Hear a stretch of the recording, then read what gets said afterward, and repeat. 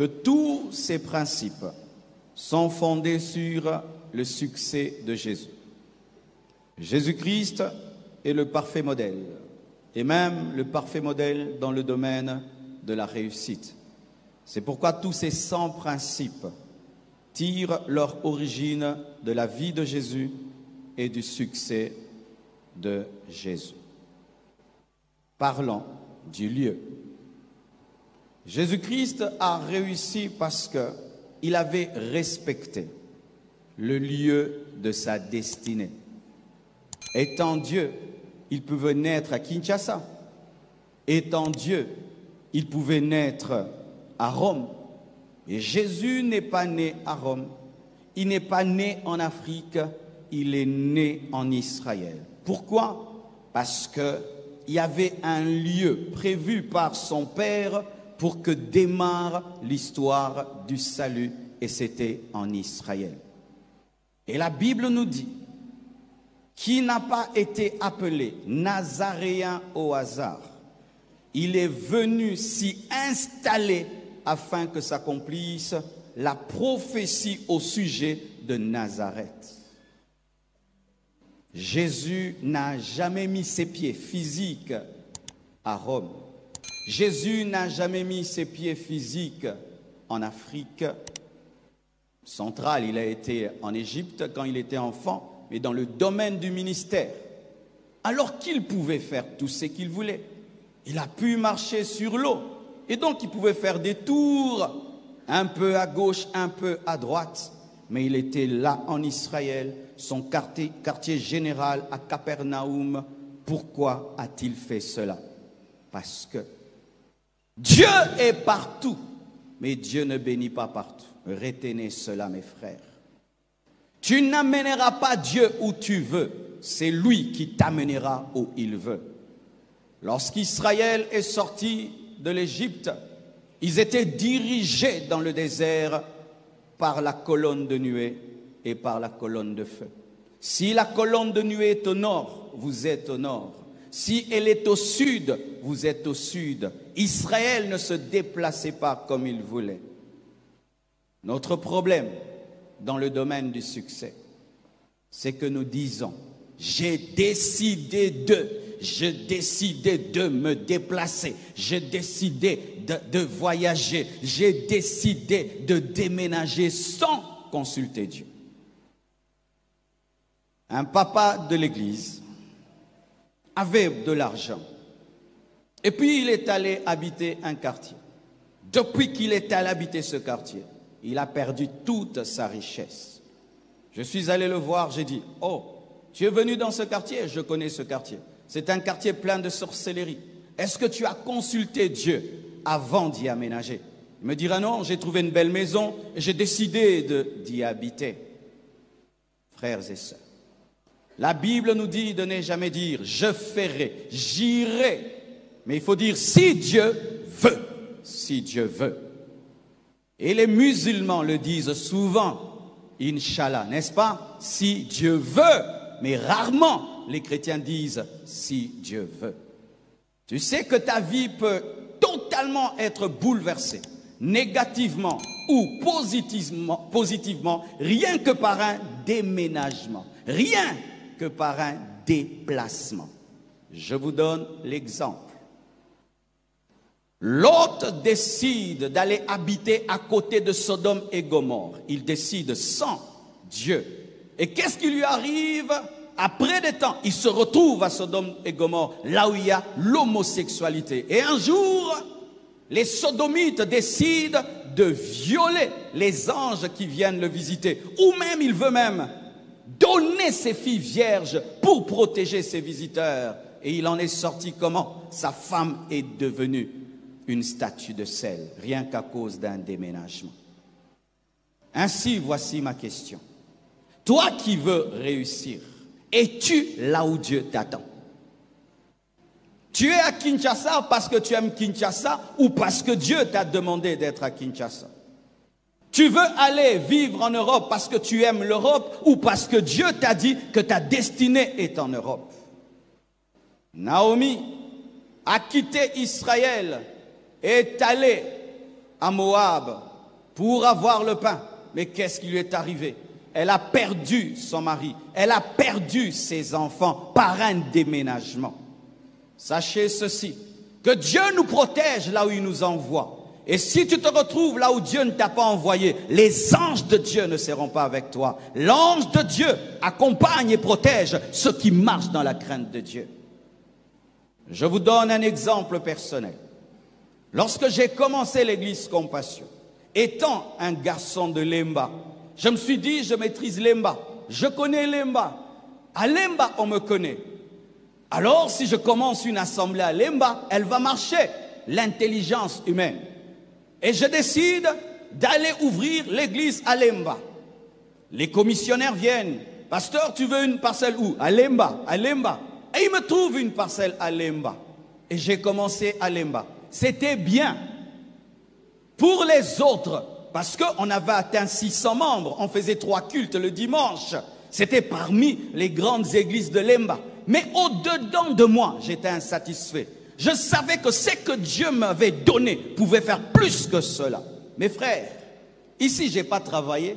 À Lemba, j'ai travaillé à un niveau où un jour, je tiens le micro tombe.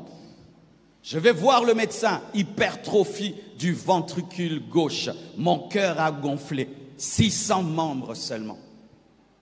Pendant 6 mois, on m'interdit de prêcher la parole. Et pendant ces temps de silence, j'entends Dieu. Dieu me dit clairement, je ne t'ai jamais envoyé à Lemba. C'est toi qui aimes Lemba. C'est toi qui t'es envoyé à Lemba. Je t'ai envoyé à Limete. C'est vrai. Il m'est arrivé d'entendre une voix audible qui me disait Limete. Mais selon moi, l'homme, j'ai dit, qu'est-ce que j'irai faire à Limete? Il y a des grandes églises, des grands ministères, des aînés dans la foi. Qu'est-ce que j'irai y faire? Moi, le tout petit Marcelo.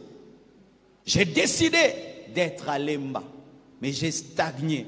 Pendant 11 ans, on a travaillé. On n'a même pas pu acheter une parcelle à Lemba.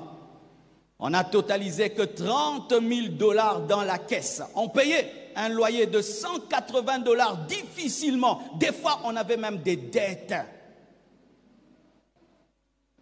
Et alors, j'ai dit à mon équipe, j'ai dit, on déménage. Nous irons à Limete. Quelle folie! Quelle folie! Tout le monde a prédit l'échec, le malheur, c'est fini pour lui. Mais je ressentais que la chose de Dieu qui était en moi réclamait de l'espace. On quitte Lemba, on vient à Limete. Sur les 600 membres, 400 membres nous abandonnent. Et on reste avec 200 membres. Un loyer de 1 000 $. Avant, on payait 180 $ difficilement. Là, c'est un loyer de 1 000 $. On prend les 30 000 $, 12 000 $ de loyer anticipatif et de garantie. Le reste, 18 000 $, on construit un hangar presque vide. Et on recommence le travail. Aujourd'hui, 12 000 personnes. Toute la communauté, 20 000 personnes. Aujourd'hui, on est en train de construire un temple de 10 millions de $. Qu'est-ce qui a fait cela? Le déplacement, le déménagement. Es-tu là où tu dois être? J'aimerais vous dire la vérité. Que certains au milieu de vous, vous ne devez pas habiter Kinshasa. Dieu vous attend en province. Est-ce que je peux parler à mes amis Kinois? Les Kinois aiment trop Kinshasa. Parce que la plupart des Kinois ne prennent pas l'avion. Ce sont les gens qui sont dans les provinces qui viennent à Kinshasa et qui viennent à Kinshasa. Ceux qui sont dans les provinces voyagent plus que les Kinois parce que le Kinois attend seulement aller en Europe. Ce qui fait que la plupart des Kinois, vous ne connaissez pas le Congo. Dieu t'attend à Kolwezi. Dieu t'attend à Boma. Dieu t'attend à Matadi. Et c'est là que tu vas exploser. Dieu t'attend à Goma. Dieu t'attend à Bukavu. Dieu t'attend dans les provinces. Tous les pasteurs des extensions aujourd'hui ne veulent plus de Kinshasa. Même celui qui a Kikwit. Même celui qui est à Bunia, même celui qui est à Kisangani, quand ils arrivent ici 2 semaines, ils disent, pasteur, je dois partir. Kinshasa, je ne supporte pas. Pendant que tu penses que Kinshasa est un paradis, pour ceux de la province, c'est invivable. Tu pries, Seigneur, je veux voyager. Tu vois directement les États-Unis. C'est pourquoi tu ne reçois pas la volonté de Dieu. Lorsqu'on demande la volonté de Dieu, il ne faut pas avoir des penchants. Seigneur, est-ce que tu veux que je voyage? Mais envoie-moi à Bruxelles. Non. Seigneur, où veux-tu m'envoyer? Et puis il te dit, Bunia, va à Bunia. Et là-bas, tu réussiras. Mes frères, je suis allé à Kolwezi pour la première fois. J'ai rencontré un homme béni plus que les Quinois. Il a une vie qui dépasse les Quinois. Et il est à Kolwezi. C'était quand Kolwezi n'était pas le Kolwezi que vous connaissez. Il était à son lieu. À son lieu. Et tu à ton lieu. Est-ce que je peux te dire une vérité? Plus l'âge avance, plus il faut risquer.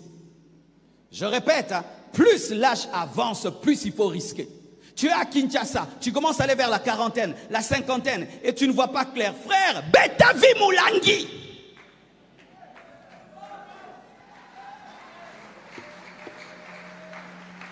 C'est vers la fin du match qu'on sort le plus grand jeu. C'est lorsque tu es acculé que tu sors le plus grand jeu. Tu es ici à Kinshasa, des années, ta famille est là, mais ça ne va pas. Ouvre les yeux, prie, il se peut que ce n'est pas ton lieu. Dieu va te faire exploser dans une province, à Boma. Et tu as ton lieu. Et certains ont quitté leur lieu. Ton lieu, c'était Kinshasa. Mais tu étais impatient. Et tu as décidé de quitter Kinshasa. Et voici ce que nous faisons. Tu vends la maison, tu vends la parcelle familiale, tu prends tes clics et tes claques et tu vas en Europe. Tu arrives là-bas, tu as eu une licence à l'UNIKIN, on ne reconnaît pas ta licence. On te dit tu dois recommencer. Et tu recommences à étudier pendant 3 ans. Et quand tu as ton document, il faut qu'on te donne le boulot. Ce n'est pas le boulot que tu avais ici. Et tu te retrouves en train de laver les cadavres, de laver les vieillards, en train de faire des boulots que tu ne pouvais pas faire ici. Et comme tu es en Europe, tu es prisonnier de l'orgueil et tu n'arrives pas à rentrer de peur qu'on te pose la question, qu'est-ce que tu fais là-bas?